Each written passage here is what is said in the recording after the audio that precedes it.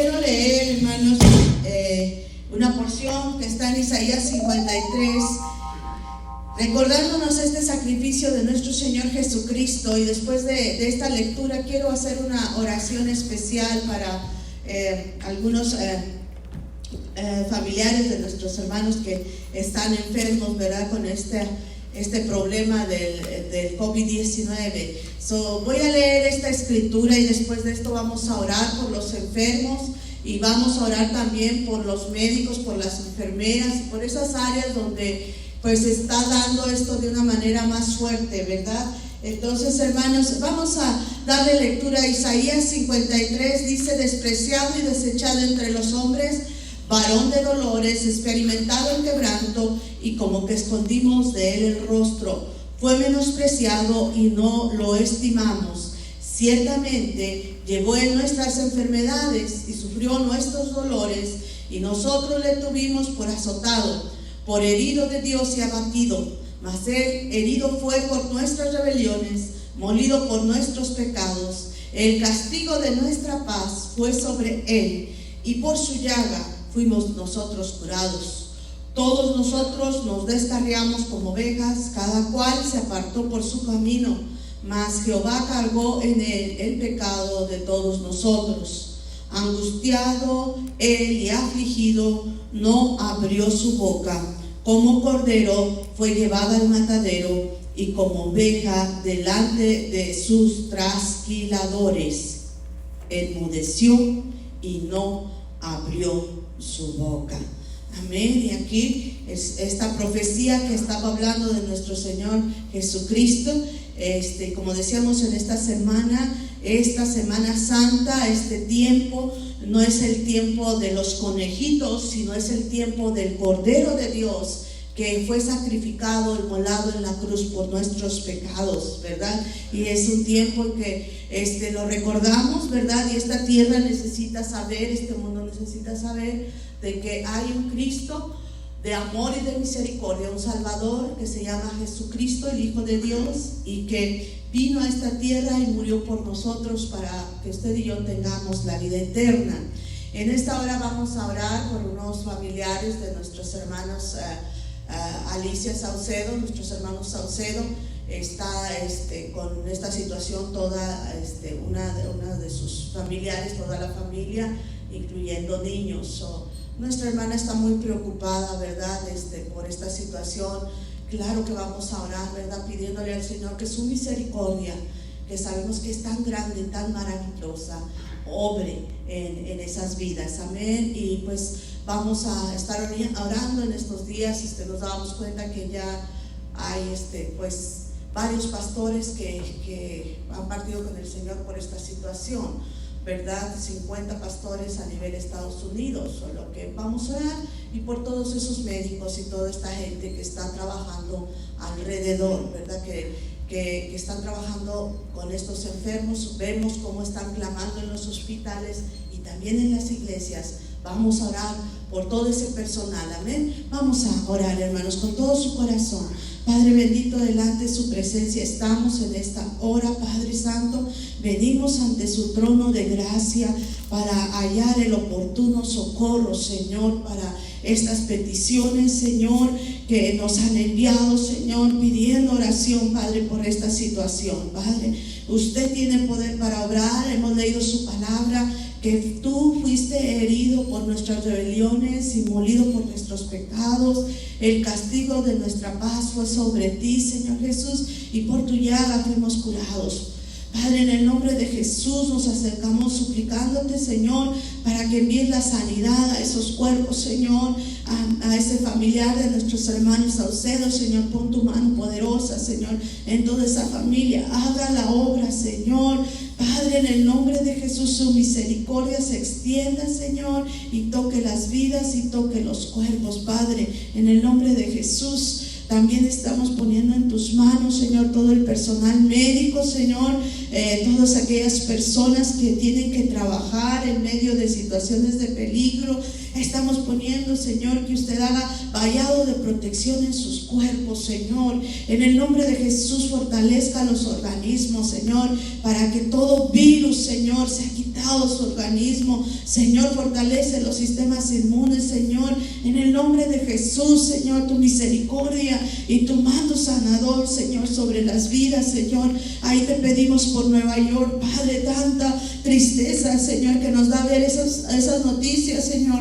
Padre Santo, usted envíe, Padre. Esto no es política, esto no es otra cosa, sino que necesitamos clamar a ti, Padre. Tú eres el único que puede auxiliar, Padre Santo, a estas personas, Padre eterno. Oh Señor, envíe, Señor, allí la ayuda, Padre Santo, y traiga la sanidad, Señor. En el precioso nombre de Jesús de Nazaret ponemos todo en tus manos, Señor, y a usted le damos gloria, le damos honra y le damos alabanza. Muchas gracias, Señor. Amén y amén. Gloria al nombre de Jesús. Amén. Muy bien, hermanos, pues vamos así a estar recordando las últimas frases que nuestro Señor Jesucristo, verdad, exclamó en esta tierra, que encierran una profunda enseñanza para nosotros, verdad. Así es que vamos a estar viendo las 7 últimas palabras, diríamos frases, no son una sola palabra, sino son las 7 últimas frases de nuestro Señor Jesucristo allí en la cruz del Calvario. Pero antes de esto, quiero hablar sobre de qué se dice, según un informe, los informes médicos, cómo fue la muerte de nuestro Señor Jesucristo, para que nos demos cuenta qué grande sacrificio, ¿verdad?, el Señor hizo por nosotros.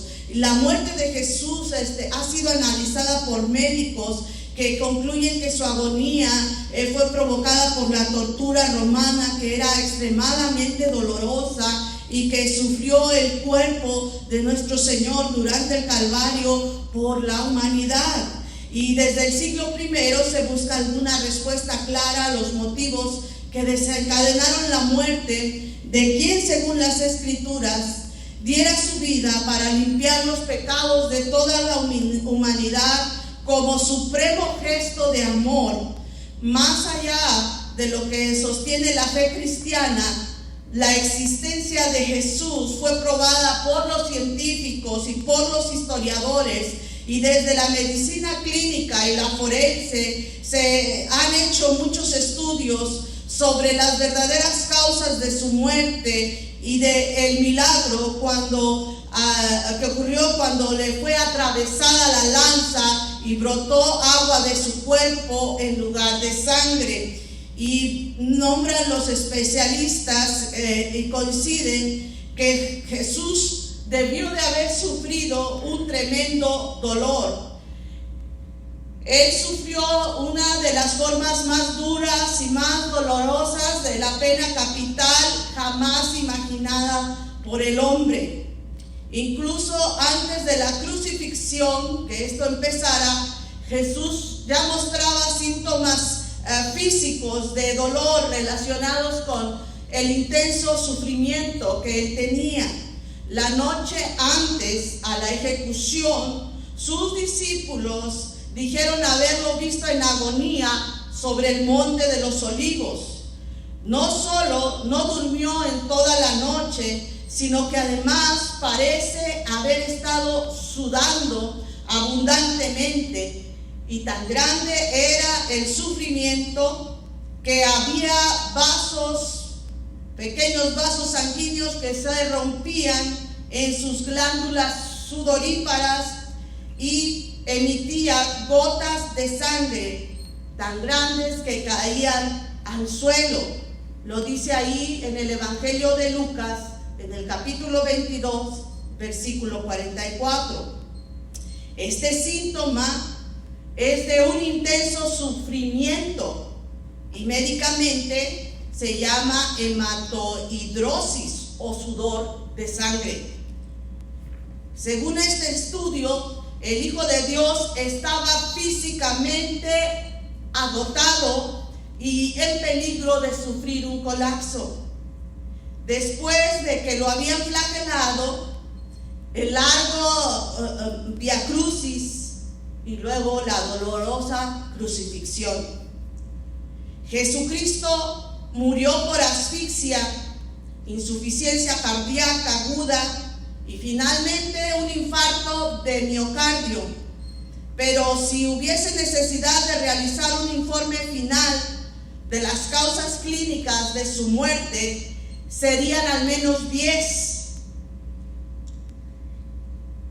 La secuencia sería síndrome de estrés agudo, hipertensión arterial de origen mental, psicosomático, anemia aguda por pérdida de sangre, insuficiencia cardíaca congestiva, insuficiencia respiratoria aguda,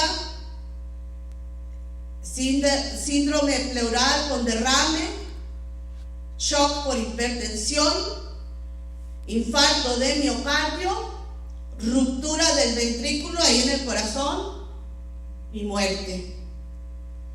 Los 3 momentos clave y de mayor sufrimiento a los que Jesús fue sometido, uno de ellos fue la flagelación. Según el doctor Rubén Darío Camargo, especialista en cuidados intensivos, en el 2003 dijo que los romanos usaban la flagelación, que era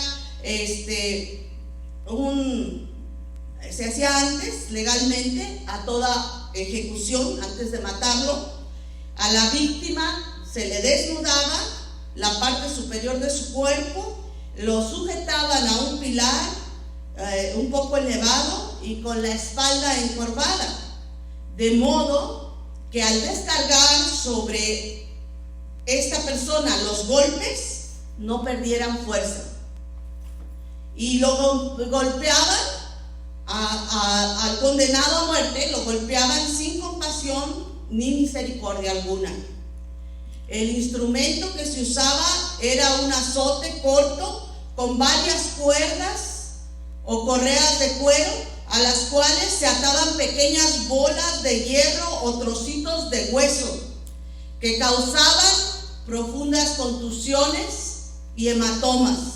Los huesos, ¿verdad?, que las cuerdas de cuero tenían en sus puntas, al ser golpeado, desgarraban la piel y el tejido celular debajo de la piel. Al continuar los azotes, las laceraciones cortaban hasta los músculos, desgarrando la carne, y lo que producía una pérdida importante de líquidos, sangre y plasma. Hay que tener en cuenta que la hematohidrosis o sudoración de sangre previa había dejado la piel del Señor Jesús más sensible. También se le hizo lo de las coronas de espinas. Después de que se le flagelaba o se le azotaba, los soldados solían burlarse de sus víctimas, y a Jesús le fue colocada como un emblema irónico de su realeza. Se estaban burlando de él, de su realeza, y entonces le pusieron una corona de espinas que pudo irritar gravemente los nervios más importantes de la cabeza, causando un dolor cada vez más intenso y agudo con el paso de las horas. De acuerdo a las Escrituras, no recibió ningún alimento durante muchas horas, lo que se habría agravado por la pérdida de líquidos tras la abundante hemorragia. Eso permite suponer que estaría gravemente deshidratado y al borde de un colapso o shock. Cuenta la Biblia que al momento de la coronación se congregaron a toda la corte, conformada por entre 400 y 600 hombres que se burlaban de él, y allí lo desnudaron. Lo hicieron sentar sobre cualquier banco de piedra, le echaron en la espalda una capa corta color grana y le encasquetaron la corona de espinas con fuerza sobre su cabeza. le pusieron una caña por cetro en su mano derecha y empezó la farsa: salve, rey de los judíos. Y le golpeaban la cabeza con una caña y lo escupían, y puestos de rodillas le hacían reverencia, burlándose. Después fue la crucifixión. El dolor y el daño causados por la crucifixión fueron concebidos para ser sumamente intensos, al punto en que se anhelarían constantemente la muerte. O sea, tan fuerte era el dolor que la persona pues deseaba morir. La perforación del nervio medio de las manos por un clavo puede causar un dolor tan terrible que ni la morfina podría ayudar. Por ser un dolor intenso, ardiente, horrible, como relámpago atravesando el brazo hacia la médula espinal. O sea, ese dolor le corría al Señor Jesús, ¿verdad? Ahí ese atravesarle sus manos, no solamente era un dolor intenso en sus manos, sino que ese dolor corría y iba hacia la médula espinal. La ruptura del nervio plantar del pie, cuando se le puso ahí en sus pies también el clavo, tendría un efecto igualmente de horrible. Además, la postura de su cuerpo sobre ese tipo de cruz que estaba ahí colgando iba a alargar por varios días la agonía, ya que este martirio fue pensado para hacer extremadamente difícil la respiración. El doctor Frederick Farrar escribió: una muerte por crucifixión parece incluir todo lo que el dolor y la muerte puedan tener de horrible y espantoso: vértigo, calambres, sed, inanición, fiebre, tétano, vergüenza, humillación, larga duración de tormento, horror de la anticipación, mortificación de las heridas no cuidadas, etc. Este médico lo resumió como una sinfonía del dolor, producida por cada movimiento, con cada respiración. Incluso una pequeña brisa sobre la piel podría haberle causado un dolor intenso. Se dice que Cristo murió de un colapso debido a la pérdida de sangre y líquido, más un choque traumático por sus heridas, además de una sacudida cardiogénica que hizo que su corazón sucumbiera. Cerca de su agonía, los evangelios dicen que un criminal fue crucificado junto a él y se burló: si tú eres el Hijo de Dios, sálvate a ti mismo. Quizás no servía que el hombre al cual él hablaba estaba colgando allí voluntariamente. Para los cristianos, Jesús permaneció en su agonía, no porque era omnipotente, sino por su increíble amor por la humanidad, por la salvación de todos, creyeran o no creyeran en Él. Y hermano, cuando ve uno este tipo de informe, ¿se imagina a usted esas últimas palabras de nuestro Señor Jesucristo? ¿Cuánto le costó pronunciarlas? Pero Él quería que nosotros las tuviéramos presentes por la eternidad, para así darnos cuenta y que estas palabras sigan resonando a través de los siglos y que hayan quedado plasmadas en la palabra de Dios, para poder nosotros darnos cuenta de su grande amor. La primera palabra fue cuando Jesús dijo ahí en Lucas 23:34: Padre, perdónalos porque no saben lo que hacen. Y repartieron entre sí sus vestidos echando suertes. La primera palabra es una palabra que es mencionada por Jesús desde la cruz y fue el perdón. Siendo Dios el que podía haber mandado ángeles para que lo defendieran, mas no lo hizo así. ¿Para qué? Para que usted y yo fuésemos perdonados. El perdón trae libertad, trae bendición, trae la paz que tiene el vacío del alma. Sin perdón, nosotros tememos al mañana, tememos a la muerte. Mas el perdón, ese perdón que nos ofreció desde la cruz del Calvario, nos trae seguridad, nos trae liberación de nuestras cargas, y el alma es satisfecha también cuando perdona. Jesús nos perdonó a usted y a mí en la cruz del Calvario. Aprópiese de esa persona, de Jesucristo, de ese perdón que Él ya ofreció en la cruz del Calvario. Jesús es el ejemplo más grande del perdón que ha existido jamás.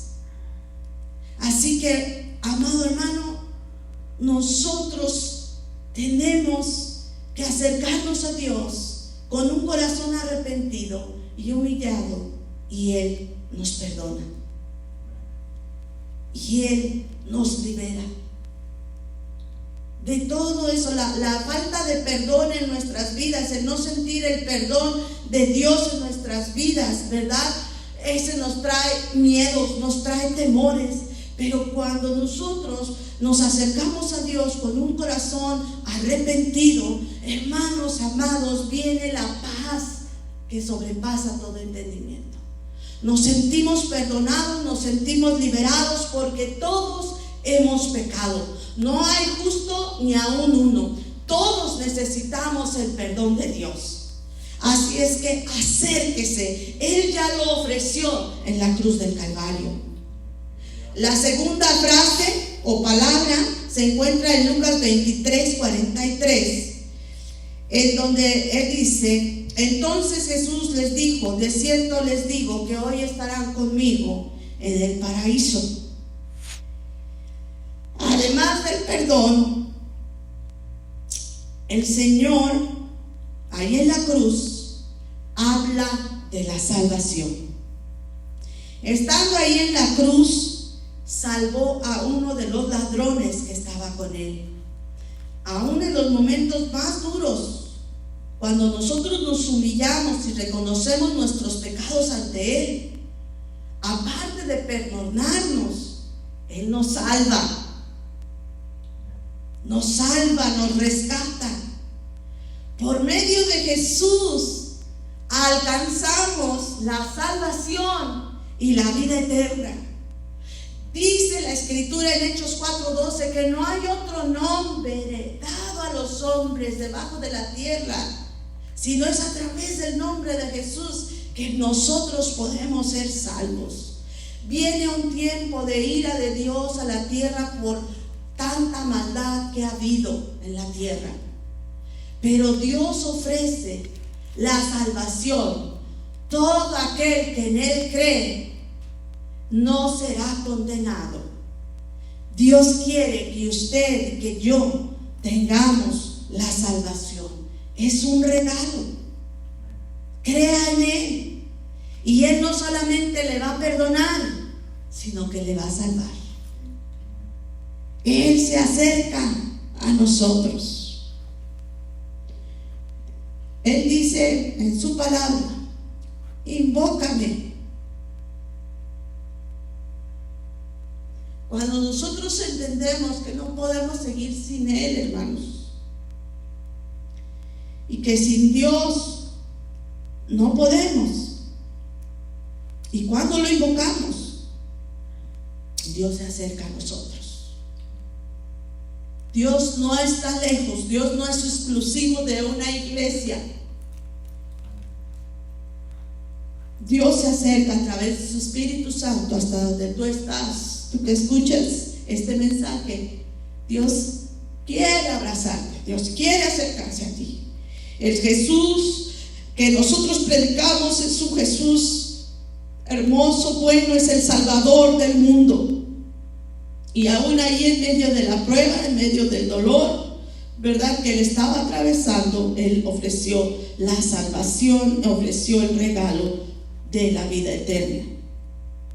Dios está ahora en este tiempo, ¿verdad? Nosotros quizá usted esté sufriendo, ¿verdad? Pero en medio de las luchas, en medio de las dificultades, ¿sabe qué? Usted no está solo. Usted que tiene a Cristo no se encuentra solo. Usted ahí quizá está en sufrimiento, pero quizás allí va a tener que compartir con alguien las buenas nuevas. Acuérdese del Señor Jesús, que estando allí en la cruz vio por la otra persona que estaba a su lado, que necesitaba la salvación. Jesús también estaba sufriendo, pero él le ofreció vida eterna. Él ayudó a este hombre, aunque él estaba en ese sufrimiento. Así quizá usted en este momento quizás está teniendo algún problema económico, quizás está teniendo alguna situación difícil ahí en el hogar, pero yo le digo una cosa: no se prive de dar la ayuda, no se prive de hablar de este amor de Dios, porque hay sed en los corazones de la presencia del Señor.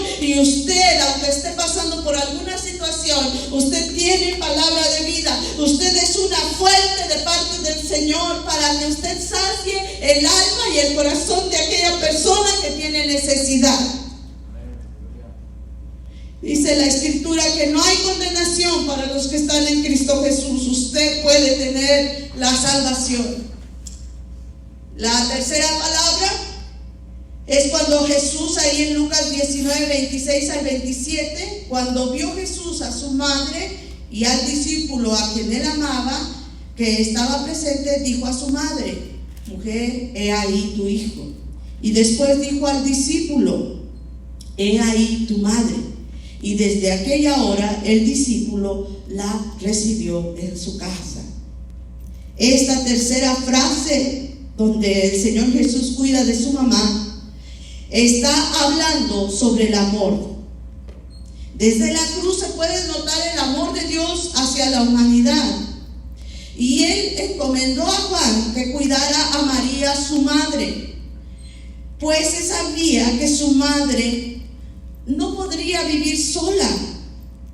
Y se cree que en este tiempo ya María era viuda. El sacrificio de Jesús es la más grande prueba de amor. Y sabe, hermano, que nosotros como cristianos, la diferencia que tenemos con el mundo es el amor. El amor se puede mostrar orando por los demás, o cuando una persona falla o cae. No queremos dañarla, sino que es una excelente oportunidad para orar por esa persona y para que restaure su vida. Nuestra boca debe hablar amor, bendiciones y buenas nuevas. Nuestra boca nunca debe de ser usada para palabras que destruyan, sino por el contrario, debemos de hablar palabras que estén impregnadas con el amor de Dios. Qué hermoso es recordar todo esto que el Señor hizo por nosotros ahí en la cruz del Calvario. Y bueno, la cuarta palabra está ahí en Marcos capítulo 15 versículos 34. Dice la Biblia: y a la hora novena Jesús clamó a gran voz diciendo: Elí, Elí, lama sabactani, que traducido es: Dios mío, ¿por qué me has desamparado? Él mencionó también, Jesús mencionó el dolor espiritual. En cierto modo, Jesús fue 100% hombre, 100% Dios. Jesús sintió el dolor de la separación del Padre para con el Hijo a causa del pecado del hombre. El Padre Celestial, al ver a su Hijo lleno de la suciedad de nuestros pecados, no pudo soportarlo y le dio la espalda. ¿Se ha preguntado qué dolor ha de haber sentido Jesús al estar por primera vez separado de la gloria de su Padre? Es como cuando se separa a un hijo de su padre por cuestiones morales, por cuestiones políticas, por cuestiones de lo que sea, aún ahorita por cuestiones de enfermedad, para que no se contagie. A veces tienen, si se enfermó el papá, se separan de los hijos, está por allá aislado, no puedes verlo, no puedes abrazarlo. Oía que llegó un doctor en estos días y llegó del trabajo, y el niño, pues, ¿qué sabe de todas estas cosas que estaba pasando ahí? Corre para abrazarlo, y el papá, había estado en contacto con muchos enfermos, no quería que su hijo pues, pudiera pasar por esto, y le dio la espalda, nomás le hizo así, y le dijo no, y el niño se queda así como ¿qué pasa? ¿No? ¿Por qué no puedo abrazar a mi papá? Ese tipo de sentimiento, ¿verdad? Cuando el Padre Celestial prácticamente daba la espalda a Jesús por llevar nuestros pecados en la cruz. Esa soledad, ese sentimiento de rechazo, así como este niño también no entendía por qué su papá no lo quería abrazar si venía del trabajo, y lo podía hacer como muchas otras ocasiones, pero ahora era diferente. Ese sentimiento de rechazo, de dolor espiritual es tremendo. Lo más horrible en esta vida es vivir sin la presencia y la compañía de Dios. Jesús lo sintió por unos instantes. Sintió como si el Padre Celestial le diese la espalda, pero fueron instantes. Pero qué terrible cuando nosotros como personas, lo más horrible es que en esta vida nos acostumbremos a vivir sin la presencia de Dios y sin la compañía de la presencia de Dios, de su Espíritu Santo en nosotros. Qué tremendo cuando nos acostumbramos a vivir a nuestra manera y hacer las cosas a nuestra manera, y no nos importa darle la espalda al Señor, aún sintiendo todo lo que implica esta terrible vida de vivir sin la presencia de Dios y sin la compañía de Dios. No podemos imaginarnos cómo se puede vivir sin la presencia de Dios. No se puede vivir dándole la espalda a Dios. La soledad ataca y nos sentimos desamparados. También hay dolor por nuestros errores y pecados, dolor por no hacer la voluntad de Dios, dolor por los que no conocen a Cristo, por las enfermedades, por las necesidades. Todo este sentir es cuando nosotros le damos la espalda al Señor, cuando nosotros pensamos que podemos vivir sin la presencia de Dios, pero déjame decir, no podemos vivir sin la presencia de Dios. Sin embargo, la soledad es parte de esta lucha. Cuando no sentimos la presencia de Dios, es causado más que nada por nuestra actitud. En el momento donde llegue la soledad de la prueba, hay que calmarnos, pues Dios no nos ha dejado solos, ni tan solo algunos momentos, tan solo es parte de ese proceso. El mismo Jesús prometió que nunca nos dejaría, en Mateo 28:20, y que siempre enviaría a su Espíritu Santo que nos ayudara. En esos momentos, como Jesús solo deseaba estar firmes y no movernos, el Padre desamparó a Jesús por un momento para ampararnos a nosotros por toda la eternidad. Cuando Jesús dijo esas palabras, Elí, Elí, lama sabactani, que traducido es Dios mío, ¿por qué me has desamparado? Es como si el Padre desamparara por unos momentos a Jesús, para que entonces ampararnos a nosotros por toda la eternidad. Eso me recuerda a esa ilustración de las huellas en la arena. Antes ibas a los parques y ahí estaba escrita escrito esta ilustración. ¿Se acuerda cuando esta ilustración, esta poesía, este pensamiento que alguien sacó? Y dice: me encontraba caminando en la playa sobre la arena, el Señor estaba a mi lado, nuestras huellas iban quedando marcadas por donde pasábamos. De golpe miré hacia atrás y solo miré un par de huellas en lugar de dos. Rápidamente me volví al Señor y le reclamé diciendo: Señor, ¿por qué me dejaste solo cuando pasaba los momentos más difíciles y duros en mi vida? Pues solo mis huellas logro visualizar cuando pasé por ahí. Con una tierna sonrisa, Él me miró y me dijo: tú nunca has estado solo.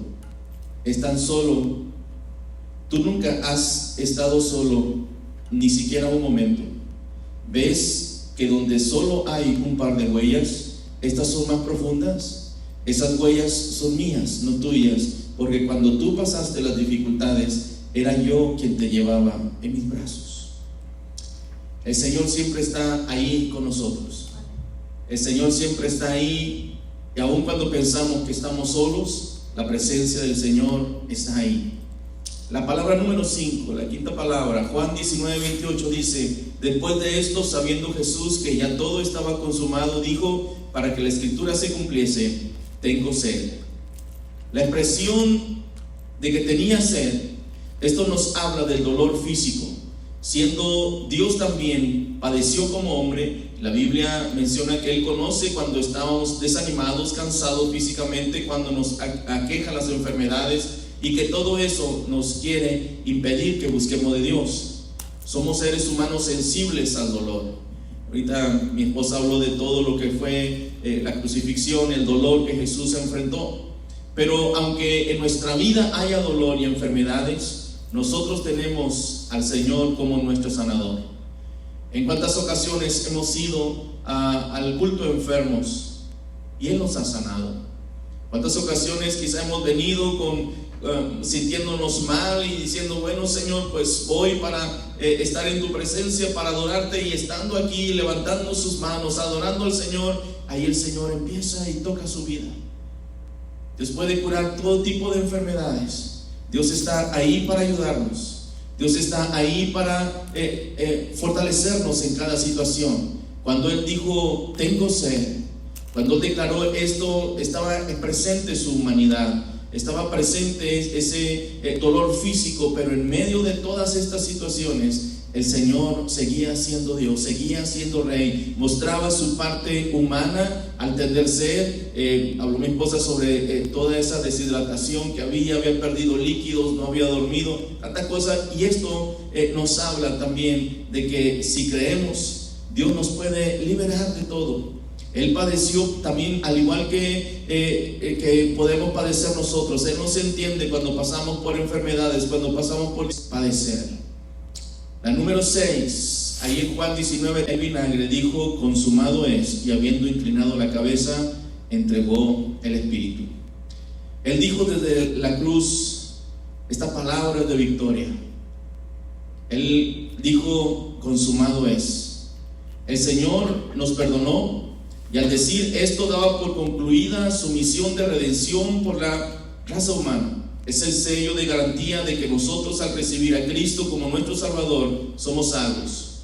Llegará un día donde Él volverá por el pueblo redimido y decir: yo los gané, yo los redimí, ahora irán conmigo a mi presencia. No todo el tiempo será tiempo de sufrir. Si estamos en Dios, aunque pasamos luchas y dificultades, llegaremos al cielo en victoria. En el mundo no es así. Tarde o temprano todo cambiará para los creyentes de Jesucristo. No todo será para siempre, excepto el amor de Dios, una promesa del Señor para nosotros. Él lo dijo: consumado es, terminé mi labor, ya gané, ya los redimí, y ahora estarán conmigo por la eternidad. Esa preciosa promesa de Jesús para con nosotros. Y la última palabra, la número 7, se encuentra en Lucas 23:46. Entonces Jesús, clamando a gran voz, dijo: Padre, en tus manos encomiendo mi espíritu. Y habiendo dicho esto, expiró o murió. Finalmente, Él mencionó la entrega. Él se dejó ir al Padre después de tanta lucha y prueba. Se dejó ir en las manos amorosas del Padre. Amén. Nuestra vida debe ser también una vida de entrega hacia Dios. Así como Jesús también encomendó todo a su Padre Celestial. cuando dijo: Padre, en tus manos encomiendo mi espíritu, y habiendo dicho esto murió, es también un ejemplo para nosotros de entregar todo y dejarlo todo en las manos amorosas de nuestro Padre Celestial. El que nuestra vida esté completamente consagrada y dedicada al Señor. Él lo quiere todo o nada. No le gustan las cosas a medias. Yo creo que a usted tampoco le gustan las cosas a medias, o dejar las cosas a medio terminar. Con el Señor es todo o nada. Tenemos que respirar, vivir, anhelar, ser guiados y ayudados por Dios. Él debe ser primero en nuestras vidas. Dar gracias a Dios al despertar, al acostarnos, encomendar siempre toda nuestra vida al Señor, y debemos ser guiados por el Señor. Que podamos encomendarle todo lo que somos, al decirle, al igual que Jesús: Padre, en tus manos encomiendo mi espíritu, mis temores, mis ansiedades, mis problemas, dificultades, lo que sea, Señor, lo pongo en tus manos. Esto nos habla que no podemos hacer lo que queremos, sino lo que Dios quiere que hagamos. Dios le da al hombre lo que necesita, no lo que quiere cuando se entrega a Él. Hay que movernos en la palabra de Dios. Si nos encomendamos a Él, podemos estar tranquilos de las luchas y pruebas, pues Dios peleará por nosotros. Jesús dijo: Padre, en tus manos encomiendo mi espíritu. Encomendemos todas nuestras necesidades y cargas al Señor, porque Él tiene cuidado de nosotros. Amén. Yo quiero orar ahí por mis hermanos, por mis hermanas. A pedir al grupo que, por favor, que pase mientras que tomen algún coro de adoración. Yo quiero orar juntamente contigo ahí en tu casa, y ojalá que ya pronto podamos estar juntos. Extrañamos verlos, saludarlos y adorar al Señor juntos. Pero hoy, ahí donde estás, en tu casa o en el carro, no sé dónde estés ahorita, yo quiero orar al Señor y quiero pedir al Señor que Él extienda su misericordia sobre tu vida, sobre tu familia. Que no olvidemos por esta situación, por este virus, que no olvidemos que recordamos esta Semana Santa, que recordamos el sacrificio de Jesús en la cruz del Calvario. En un viernes Jesús moriría de esta Semana Santa. Entre las 3 de la tarde Jesús sería crucificado, llevaría el pecado de todos nosotros. De ahí surge esa palabra que Jesús dijo en arameo: Elí, Elí, lama sabactani, que traducido es: Dios mío, ¿por qué me has desamparado? Mientras que la gente no entendía lo que decía, quizá por el cansancio, pensaban que estaba llamándole al profeta Elías. No estaba llamándole al profeta Elías. Estaba hablando en arameo, pronunciando estas palabras en su agonía, con dificultad para respirar, dando su vida ahí en la cruz del Calvario. Lo hizo por amor a ti, por amor a mí. Y Él se entregó. Él se entregó en esa cruz. Él pagó por nosotros. Él llevó nuestros pecados por su sangre. Es que hoy somos limpios por su sangre. Es que hoy somos aceptos delante del amado. Es que ahora podemos ser hijos de Dios. De ahí donde te encuentres, si puedes cerrar tus ojos y levantar tus manos y decir: Señor, gracias por tu sacrificio. Gracias por venir a morir por mí en la cruz. Gracias, Señor, porque a través de ese sacrificio hoy tengo nueva vida en ti. Gracias porque a través de esto, Señor, hoy me acerco ante ti, Jesús. Tengo nueva vida en ti, Jesús, y me acerco delante de tu presencia. Gracias porque mi familia, Señor, ha podido ser redimida, Señor, por tu sangre. Gracias porque hoy soy nueva criatura. Gracias, Padre, porque tu palabra me guía, Señor, tu presencia está conmigo, tu gloria, Señor, está en mí. Gracias, Señor. Ahí donde estás, dile: Señor, te necesito. Espíritu Santo, te necesito. Te necesito en mi vida, Jesús. Te necesito en mi corazón. Si no has hecho a Jesús Rey y Señor en tu vida, dile: Señor, yo quiero que tú seas mi Señor, mi Rey, que seas el todo en mí. Mi familia te necesita, yo te necesito, Jesús. Estoy delante de ti, Jesús. Gracias, Jesús. Entonces, que nuestros hermanos adoran al Señor con un canto. Te pido que ores ahí en tu lugar donde estás. Dile: Señor, aquí estoy. Señor, te necesito.